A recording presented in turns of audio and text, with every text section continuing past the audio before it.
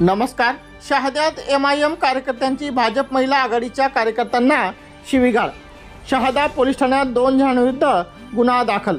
शहादा शहरातील गरीब नवाज कॉलनीत भाजप महिला आघाडीच्या कार्यकर्त्यांकडून सदस्य नोंदणी अभियान राबवण्यात येत होते. त्यावेळी महिलांना लाडकी बहीण योजनेची माहिती देत असताना MIM पक्षाच्या 2 कार्यकर्त्यांनी हरकत घेतली आणि भाजपच्या 2 महिला कार्यकर्त्यांना शिवीगाळ केल्याची घटना घडली.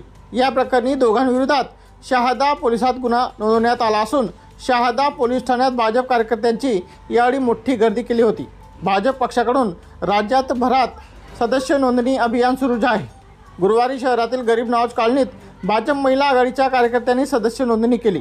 तसेच राज्य शासनाकडून राबवण्यात येणारी लाडकी बहीण योजनेची माहिती महिलांना देत असताना MIMचे कार्यकर्ते साजिद पिंजारी व निहाल पठाण या दोघांनी महिला कार्यकर्त्यांना दमदाटी करत शिवीगाळ केली. ही माहिती मिळाल्यानंतर घटनास्थळी मोठी गर्दी गोळा झाली होती.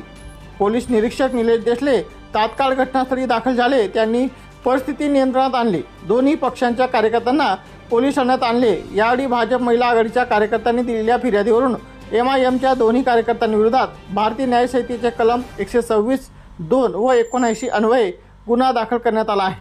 तपास उपनिरीक्षक छगन चव्हाण हे करीत आहेत. MIMच्या कार्यकर्त्यांविरोधात कठोर कारवाई करण्याची मागणी भाजपचे महामंत्री विजय चौधरी, जिल्हाध्यक्ष निलेश माडी यांनी केली आहे. 7 साठी नितीन सावडे, शहादा.